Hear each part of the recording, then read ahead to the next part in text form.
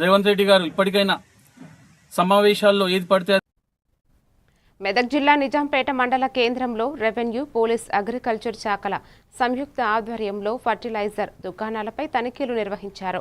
తహసీల్దార్ Srinivas, SI Rajesh మాట్లాడుతూ రైతులకు నాణ్యమైన విత్తనాలు అందేలా చర్యలు తీసుకుంటున్నామని తెలిపారు. నకిలీ విత్తనాల విక్రయాలపై సమాచారం ఇవ్వాలని రైతులకు సూచించారు. కార్యక్రమంలో వ్యవసాయ అధికారులు, పోలీసులు, ఫర్టిలైజర్ దుకాణదారులు పాల్గొన్నారు.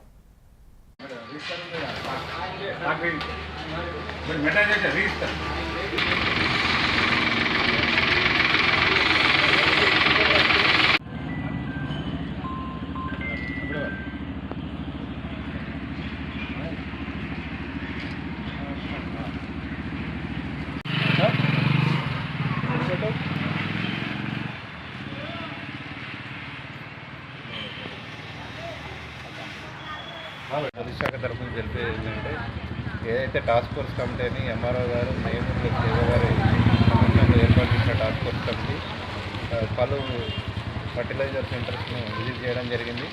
ఇక్కడ ఎటువంటి అవకతవకలు ఉన్న చర్యలు తీసుకోవడంతో పాటు మా తరఫు నుంచి మీకు చేసే విజ్ఞప్తి ఏంటంటే ఎవరైనా బయట నకిలీ విత్తనాలు కానీ, లేకపోతే లైసెన్స్ లేని విత్తనాలు కానీ, లేకపోతే లైసెన్స్ కాని ప్రిన్సిపల్ అమ్మే విత్తనాలు కానీ ఏదైనా మీ దృష్టికి వస్తే మాకు ఖచ్చితంగా సమాచారం అందించి ఖచ్చితంగా యాక్షన్ తీసుకుంటాం.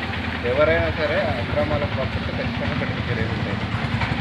సో ప్రభుత్వం నుంచి ఇచ్చిన ఆదేశాల మేరకు మన మండలంలో ఎక్కడైతే ఎరువులు ఎక్కువ అంటే పోయిన సంవత్సరం కంటే ఈ సంవత్సరం ఎక్కువ అమ్మడం కానీ, తర్వాత యూరియా పోయిన సంవత్సరం కంటే ఈ సంవత్సరం ఎక్కువ అమ్మడం కానీ, దానివల్ల నేల స్వభావం, మనుషుల స్వభావాన్ని దెబ్బతింటారు. కాబట్టి ఇది వెరిఫై చేయమని, ట్రాన్స్పోర్ట్ దాడులు ఇమీడియట్లీ చేయమని చెప్పి కలెక్టర్ ఆదేశాల మేరకు, ఆటో ఆదేశాల మేరకు లోకల్ ఏవో మరి ఎమ్మెల్యే తర్వాత ఎస్ఐ కాకుండా ఫర్టిలైజర్ కాకుండా వెరిఫికేషన్ చేయడం జరుగుతుంది.